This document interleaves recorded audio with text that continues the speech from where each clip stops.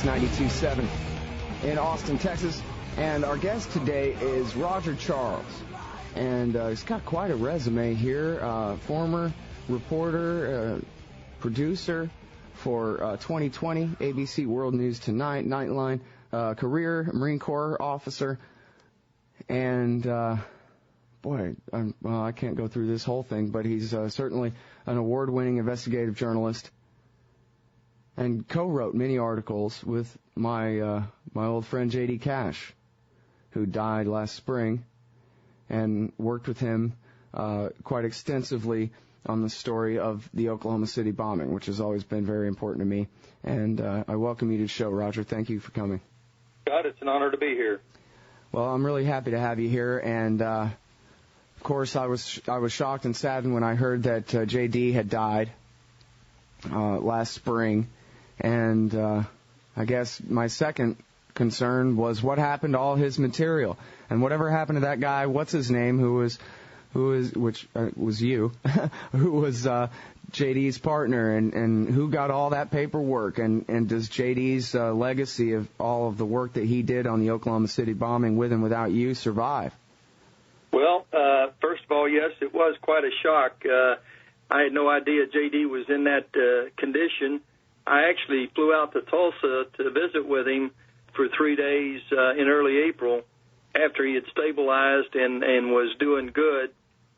Really thought he was out of the woods, and we had some time. We were going to write a book together, and he took a downward turn after he left the hospital. He was staying at his mother's in Tulsa, and she called me, I think, on a Sunday early morning and said he had died the preceding night in the Tulsa. Had to go back into the hospital and did not make it this time. So it was a shock. I have been able to get hold of a good bit of material. I won't get into too many specifics right now, but JD's legacy is alive and well, and I hope in this near term to be able to announce a formal project by myself and a British writer to do a book on the Oklahoma City bombing.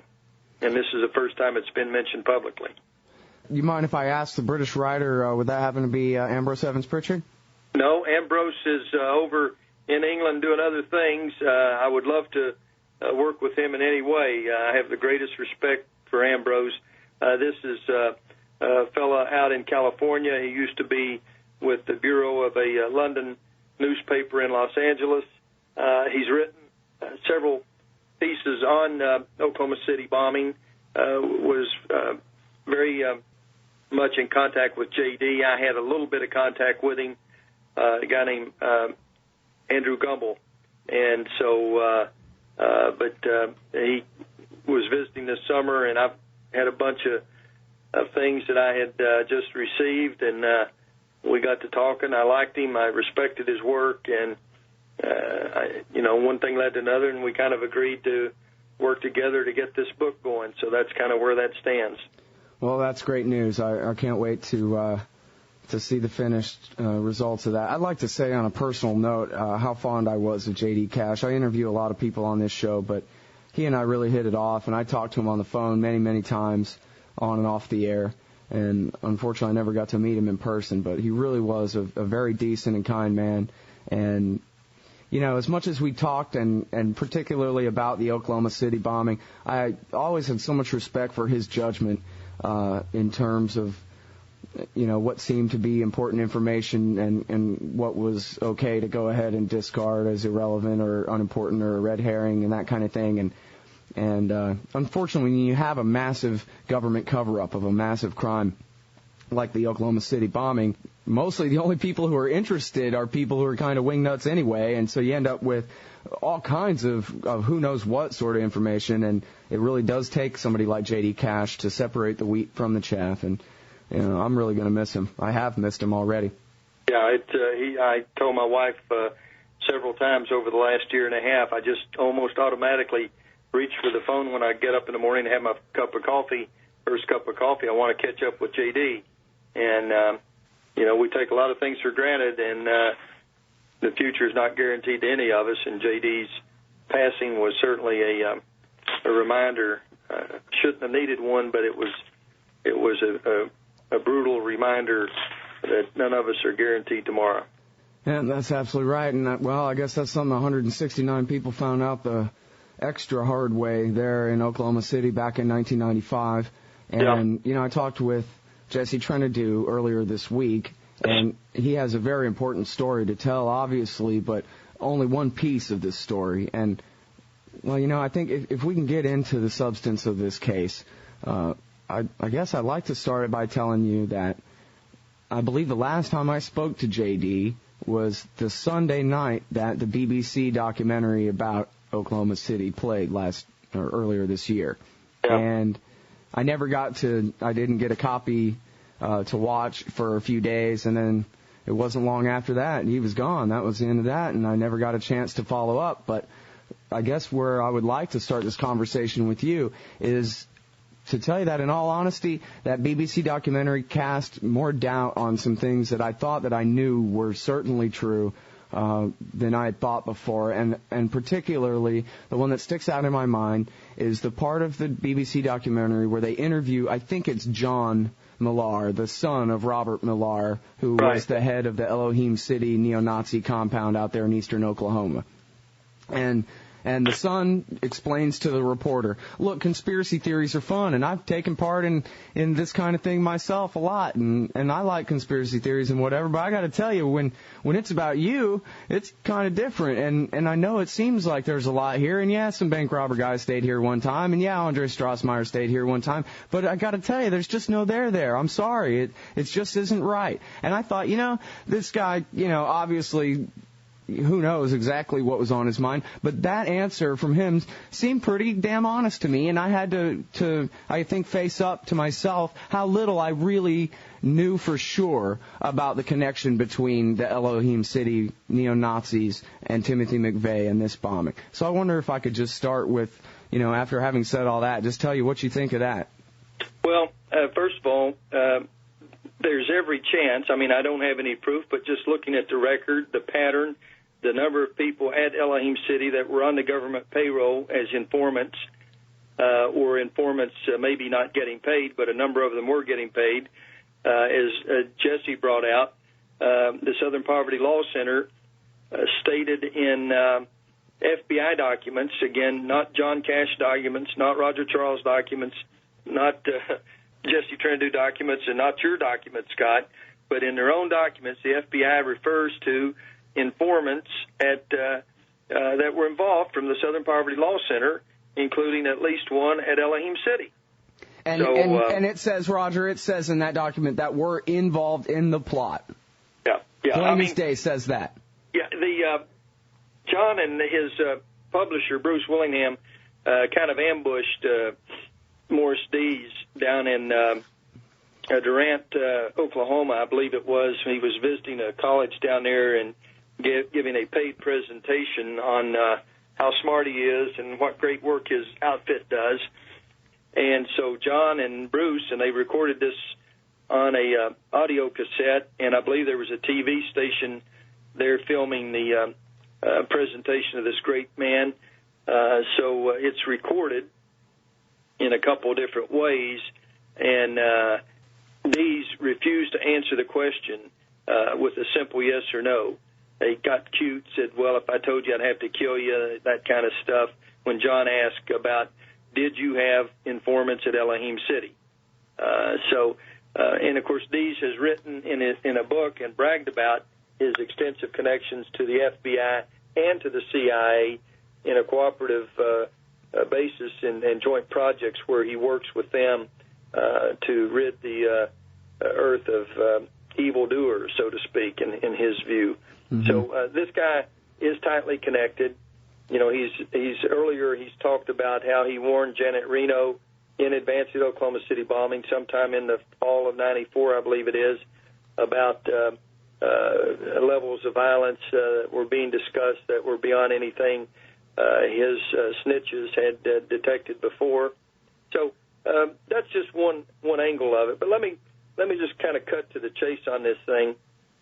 Andreas Strassmeir, I believe, is the key guy in this whole thing.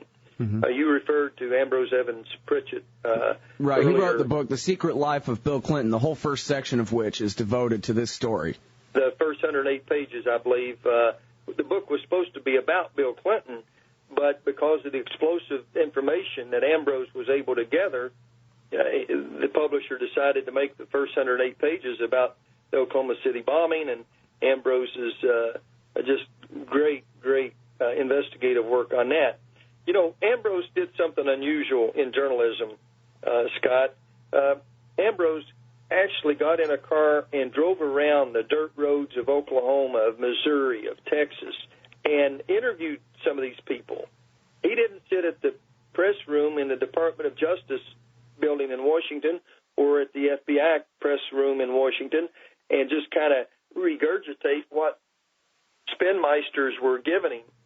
He got out there and did some original investigative work, and I think the book is going to be a classic in the future years because of his interviews with Strassmeir. Well, and you know how that book begins, and if this isn't something that'll make you want to turn these pages to the end, the book begins with Bill Clinton bragging to the White House press corps aboard Air Force One, multiple sources of mainstream reporters, Times and Post, and people like that. The Oklahoma City bombings saved my presidency, he said. The people all rallied together around the government. Me. Yeah, I will take credit, actually, for calling that to Ambrose's attention. Well, good I for saw you. it in the Washington Post. That may be the most despicable thing Bill Clinton ever said, and he said a lot of horrible things. No, he was flying back from Little Rock after the 96 election, the day after the election. He was flying back to Washington to celebrate 4 more years, to do good things for the country. And he was feeling good, as he should. I mean, here was a guy that in 1993 was basically looked upon as a failed president already, and there was no chance that he would ever recover. If you remember, that first year was just a disaster. So anyhow, he's on the airplane coming back the morning after the 96 election, and he walks back to the press section of Air Force One, and he just says what you've just cited. And he's feeling so good, and he's just, oh, man, the Oklahoma City bombing saved my presidency. And, yeah, it did. And they knew how to spin it. And that's let me just ask one simple question. Not that you haven't thought of it before, or maybe even John Cash has raised it on your show. Why was there not ever, to this point, a single congressional hearing on the largest act of domestic terrorism in our nation's history? Well, that's the question that I bring up every single time. I mean, that's been the point from the very beginning, that Arlen Specter and Dan Burton, who were supposedly the anti-Clinton when it came to oversight, and again, the Republicans have had majority control of Congress from when they came in at the beginning of 1995, after the election of 94, when they came in 1995, all the way through the beginning of 2007, when they relinquished power to, except for a short time in the Senate, when they relinquished power to the Democrats. There were a couple of years there where the Senate was evenly divided and all that. But anyway, here the Republicans have had carte blanche to practice any oversight that they wish, and as you correctly say, not one single subcommittee of any description ever has held hearing number 1 on the Oklahoma City bombing. And if they did, they would bring in Jim Woolsey to push the lie that Ramzi Youssef did it and that he was really Iraqi and a bunch of garbage like that. Yeah, it's interesting to look at this as somebody who's been inside the Beltway for too long, but that's an accident that I can't correct at this point. First got out to Oklahoma. I did not work on the Oklahoma City bombing story, Scott, for the first about 16 months. My first trip out there was with 2020 News Magazine, ABC's News Magazine, and a producer named Don Thrasher in the first week in August of 96. Now, John Cash had been working on this since day one, so he had a 16-month head start on me, but I talked to him on the phone and give me some contacts and whatever, and Thrasher had been out there and had his own contacts. So I got out there, and after just a few days and on the way back to D.C., I got to thinking one of the real anomalies that still puzzled me to some extent. I think I have an answer now, but it really puzzled me then. Why, with a Republican governor, Frank Keating, a Republican senator, James Emhoff, another Republican U.S. senator, Don Nichols, and I believe the entire congressional delegation in the House of Representatives was Republican, 5 or 6 of them. There may have been one Democrat. I'm not certain about that. It's been a while since I looked at it. But anyhow, the evidence is clear. A overwhelmingly Republican political structure in Oklahoma. Why did they roll over and allow Janet Reno and Bill Clinton and Louis Freeh to peddle this hogwash version of the Oklahoma City bombing? Why was the Republican state political structure, and by the way, I believe there was a Republican attorney general named Drew Edmond. Why was the entire Republican political structure in Oklahoma failing to raise these obvious questions? And in fact, when people like Glenn Wilburn and his Wood at the time, Kathy Wilburn, John Cash and others would visit and ask questions, they would get treated with real contempt and disrespect. Most unusual. Yeah, there was one state assemblyman named Charles Key. I know Charles well. I worked for him, actually, for a while. Oh, there you go. After the Carroll Howell trial in the summer of '97. Well, and they completely destroyed his political career, at least for a time, because he was the only elected politician in all of Oklahoma to say, well, wait a minute here. I've got the committee report that his team produced and I worked with right here on my desk. Oh, very interesting. Yeah, I actually have a copy myself. Yeah. Well, I'm not sure. There's so much to discuss. I guess I diverted you off of Strassmeir and Ambrose Evans Pritchard there. Well, you just cannot look at Strassmeir's role, the facts that, and these are government documents that we got from the Carroll Howell trial in Tulsa Federal District Court in late July of 97. And Carroll Howell was the ATF informant inside the FBI's ring of informant neo-Nazi guys. Elohim City, friendly with Strassmeir, knew him, knew Dennis Mahon, knew Reverend Millar, knew Brescia to a degree. Michael Brescia, one of the Midwest bank robbers that lived at Elohim City. But anyhow, when you look at some of these documents, which show that the ATF intended to raid Elohim City in mid-February of 1995, that would be 2 months before the bombing. They had plans. There are documents referring to the plans.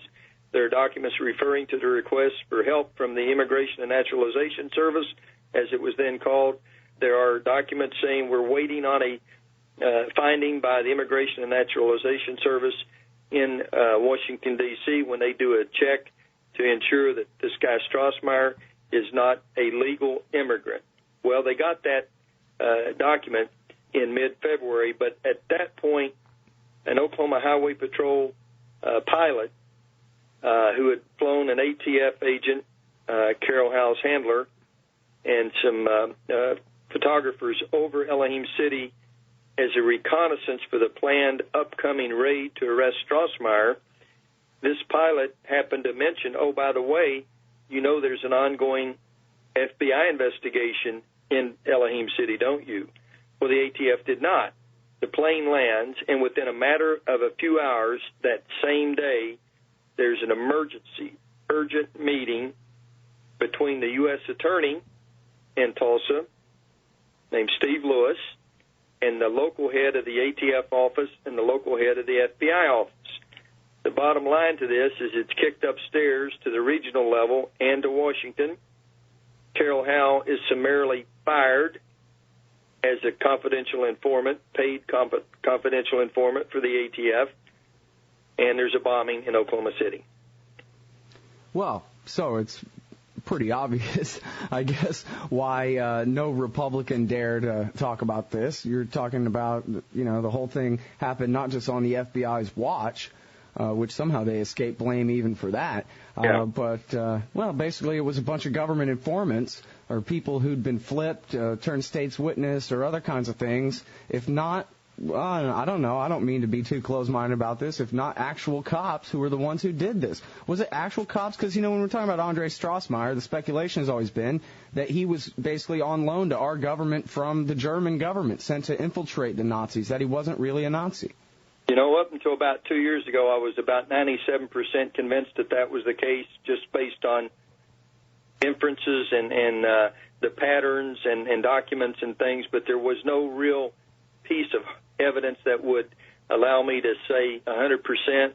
Well, 2 years ago, I got that last 3% of doubt erased by a meeting with a now retired, very senior U.S. government intelligence official who confirmed to me that Andreas Strassmeir was indeed a sent operative of the German government over here working against the American neo-Nazi movement and reporting his information to the FBI. All right. Well, as long as I'm, prepared to drink Kool-Aid here, let's talk about, first of all, the possibility, maybe likelihood, that his job actually was to foment a bombing. As crazy as that might sound, maybe this wasn't a failure. I'd like you to address that. And then along with that is the accusation, which I've always put on the low end of probability as best I can tell, but I'm not really sure, that Timothy McVeigh did not wash out of the Special Forces, that he stayed in the Army long after the official story says he was gone, and that Timothy McVeigh himself was some sort of undercover agent for the DOD or for somebody else. Well, I know Jesse's talked about some statements made by Terry Nichols, which would support that kind of a finding. I'm a skeptic by nature, and I try to be a skeptic by training. I let the evidence kind of inform me and help me to draw conclusions. There is increasing evidence that what I would have summarily dismissed a few years ago may not be worth dismissing, the issue of what is Tim McVeigh's actual role. Let me just give you one piece of information, again, from government records. This is not Roger Charles or John Cash or Scott Horton making this up. These are government documents. Tim McVeigh did not wash out of the Special Forces training, okay? I've read the report of the FBI agent who interviewed the Army major, the Green Beret major at Fort Bragg, who was in charge of the screening for the applicants for Special Forces training that included Tim McVeigh. Really? Tim McVeigh had bad feet because he had been riding around in an armored vehicle so much. He didn't have tough, leathery feet, which most infantrymen that don't ride in armored vehicles get. So when he had to do some forced march exercises as part of the screening, he developed some severe blisters. Tim was not unhappy. He knew exactly. He had been offered, I think, the chance to get in better physical condition, toughen his feet up, but for whatever reason decided he wanted to go through this earlier screening program. He was offered explicitly by this major representing the United States Army Special Forces the opportunity to come back when you think your feet are tough enough. So it wasn't a question that Tim didn't have the upper body strength, he didn't have this or that. His feet were just not conditioned properly for the kind of work that would be required, and it was because Tim had not been a straight infantry kid out walking in the boonies all the time. He had been riding an armored vehicle. Okay? And Tim was not unhappy. He understood this, and he left without any anger. You know, the government's version that he was bitter, angry because he had been kicked out of the screening program. Not so. But you don't have any paperwork that says that he came back and said, my feet are fine now? Well, no, he did not come back. He decided he just wanted to get out of the Army rather than that's one version. Now, the other version could be that he was recruited there, and this was a pretext for him to drop out of the program and go into some black operation. Well, what did you think of that video that came out that purported to show McVeigh at an Army base that the footage wasn't taken until 94 or something like that? Sure, and I heard Art Jones refer to that as, in his view, he says it's clearly Tim McVeigh. I've looked at the picture. I can't be quite as certain. I say it could be Tim McVeigh. I don't say that it is Tim McVeigh. Yeah, that's what it looked like to me, too. And, of course, there's the fact that apparently he wrote a letter to his sister, McVeigh did, saying that this is what had happened. He'd been recruited into some black ops thing, and nobody knows really if that's true. And then this guy, Paul Hammer, on death row, apparently claims that that was the case, right? I just want to bring up David Paul Hammer's book, which I helped edit before he put it out for publication. It's worth, if you've got a copy, good on you, Scott, because he has some very interesting things in there to say about conversations that he and Tim McVeigh had while they were both on death row at Terre Haute Prison in Indiana prior to Tim's execution. Well, how believable do you think that guy is? Because there were some things in there that made me suspect, I guess, that this guy has just been on the receiving end of every conspiracy theory publication in the world. He's heard every string of possibility around this case, and he's weaving them all together. As far as I know, I do not believe that to be the case. I believe that David Paul Hammer has given as honest a portrayal of what Tim McVeigh told him as he could do. I don't think that David Paul Hammer initiated, created, or fabricated any information to add into his book. I think it is an accurate portrayal of what Tim McVeigh told him. Now, Tim McVeigh is certainly capable of feeding lies to David Paul Hammer. So I'm not saying that the information, because Hammer accurately portrayed it, I'm not saying that's evidence that it's true. I'm just saying I believe it's what McVeigh told him. Now, here's another little wrinkle. All right. I have seen a document, again, a government document, Bureau of Prison document, which referred to the fact that the Bureau of Prison folks had a directional microphone and were recording the conversations of Hammer and McVeigh as they walked around the exercise yard for an hour every day or every other day, whatever it was. Well, there's some MP3 files I'd like to get my ears on. Yeah, and, of course, they deny those exist, and I have been unable to find the paper again in my files, but I'm looking, and hopefully I will find it. Mm-hmm. All right. Now, do you have any other indications that McVeigh may have actually still been working for the government, or do you think it's mostly true that, well, what do you think his role in this is? Because if all these people are involved and he's took the rap for them and took the gas chamber, the lethal injection for them, I guess I always wonder, I used to think that he was just the idiot that somebody told him, you're the truck driver, and he said fine and obeyed his orders or whatever. But I don't know even how central to the plot this guy really was, or whether he was the ringleader, or who even made the bomb, or any of these things. Let me just address again some government documents, give a little insight to that last question. What was McVeigh's role? What kind of person was he in terms of the conspiracy?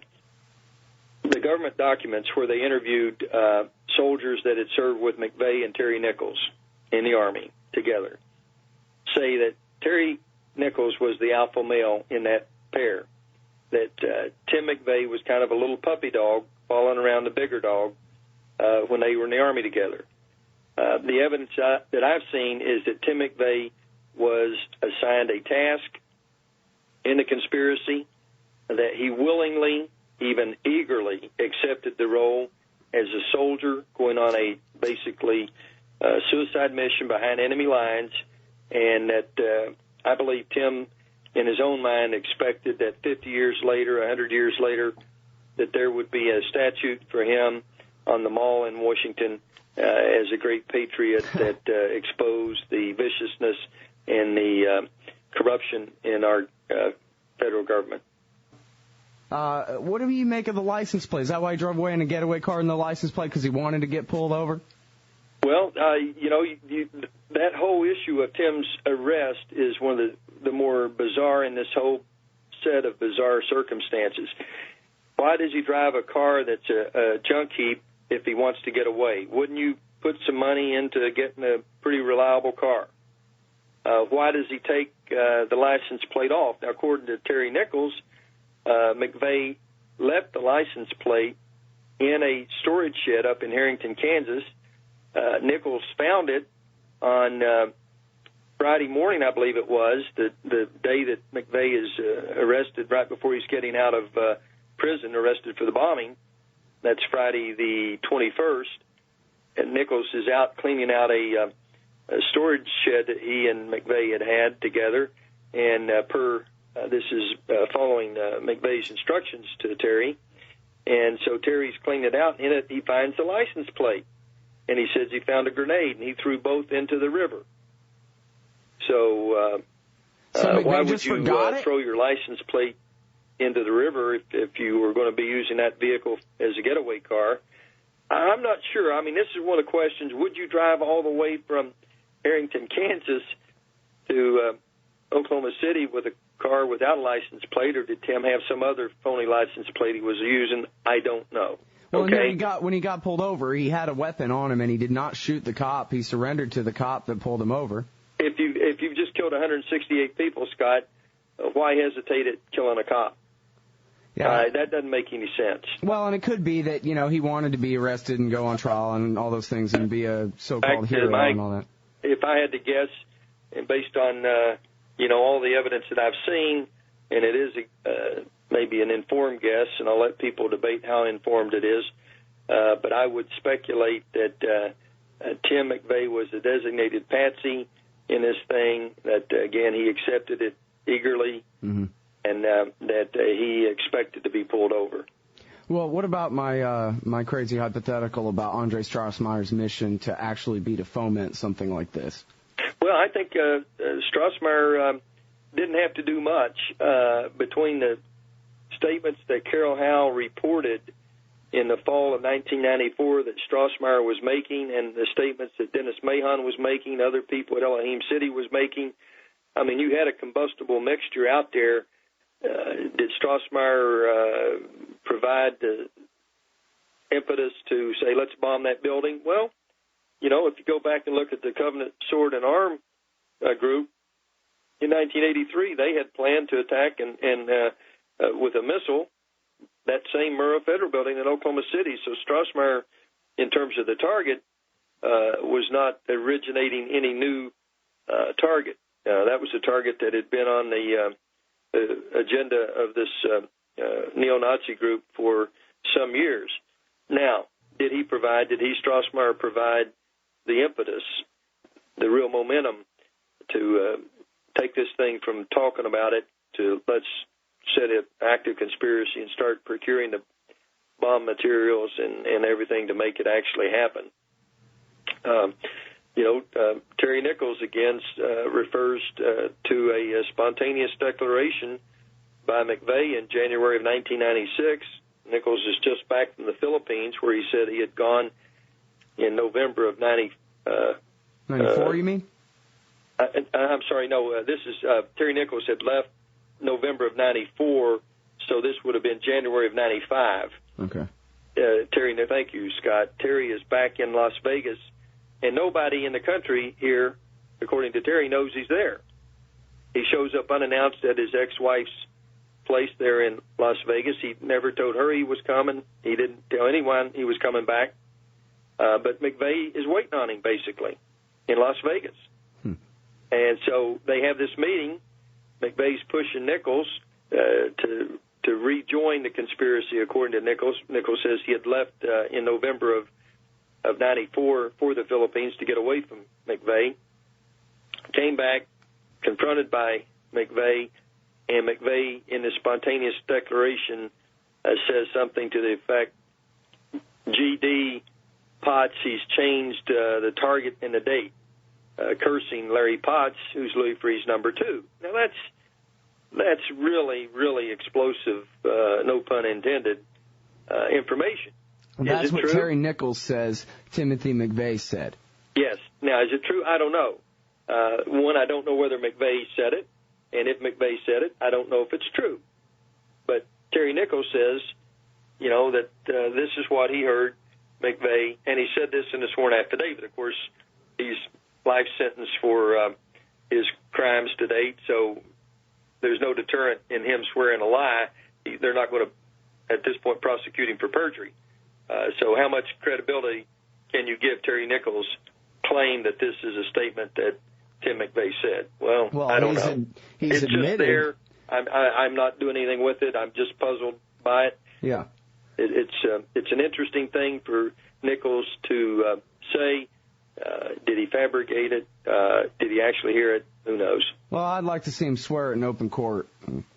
You know, something crazy like that, a real investigation instead of just rubber stamps. But, yeah. You know, we're almost up against the end of the show here. How much time do you have? Do you have to go? I do need to get some other work done, but I can go with you up to the end of this hour, and I'll be glad to schedule a follow-up if you want sometime later. Yeah, I sure would like to do that because, you know, I want to ask about Richard Guthrie and whether he was, I think J.D. Cash told me that he himself was an informant, not J.D. Cash, but Richard Guthrie, and that he told me to read this book, Committee of the States, about the neo-Nazi movement and how what I was looking for was in there about Richard Guthrie being a long-term government asset and whatever. And I got the book, but I never did read it. Do you know what it was I was supposed to find in there?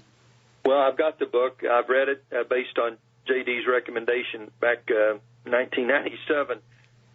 Ordered it and actually had some conversations with the author that continued up to about 3 years ago, and then she's kind of dropped off the radar. But I don't know specifically. I don't recall specifically what it was about Guthrie in the book, but it is a basic reference if you want to understand the neo-Nazi movement in the United States as it existed in 1994-95, how it developed, how it got there, who the key players were. It is a very essential book. Well, I'm going to have to go ahead and put that on the read it soon list as opposed to the read it someday list. Now, here's one thing, just to kind of try to hook people, because, you know, here we are, you and I, delving in a bunch of details and people that we're already familiar with this story and not really outlining it in kind of a basic way. And I guess I'd like to give you an opportunity to direct people toward what you think would be the best reading materials for them. But this is an anecdote beyond Congress refused to hold hearings, and that proves how true it all is, which I think is the most important thing, that somebody went to Arlen Specter and said, no way. And he said, okay, whatever you guys say.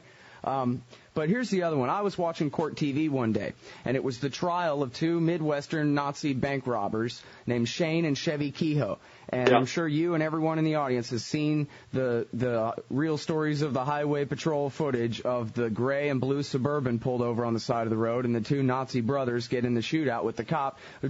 20 shots are fired or something, and nobody gets hit, and they both end up getting arrested. Well, one of them was on trial, and on Court TV, they reported, just, you know, kind of out of the blue that, wow. So this guy testified at the trial, I forget if it was Shane or Chevy Kehoe, that he had come into a prosecution witness. He had come into the guy's motel that morning, real early, like 6 o'clock in the morning, and said, turn it to CNN, something really big is going to happen, on April the 19th, 1995.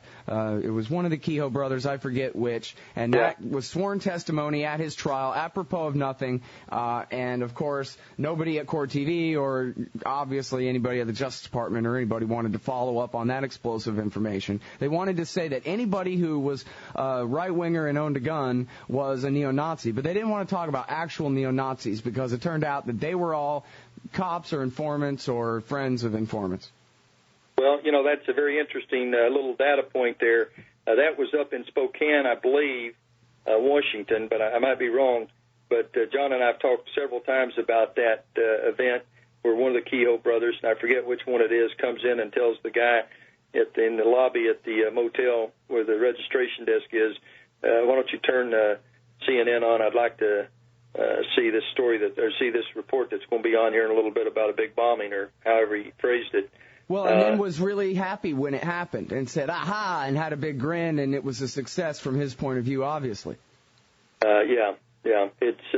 There's a lot to this. There's just so many little pieces of information. You've got to pull them together, and, of course, nobody was better at that than John Cash, and we just miss him terribly. Yeah, well, that's true. I really appreciate your time, Roger, and I hope that we can make a regular thing out of this. It's been too long. I've neglected this story, and I need to get back because I want to know the truth. I got 500,000 questions. I don't know how many of them you have answers to, but this isn't over by a long sight. But it's not over by a long shot, and with Jesse Trinidad's great work trying to get some justice and truth out about his brother's death and being tortured while in the custody of the U.S. government, I think we've come a long way, and Jesse is going to be key to us making continued progress. All right.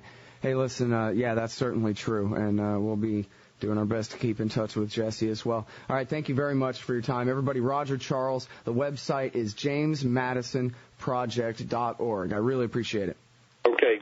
Thank you, Scott. All right, everybody, that's Anti-War Radio for this week. Right? Today's Friday, right? All right.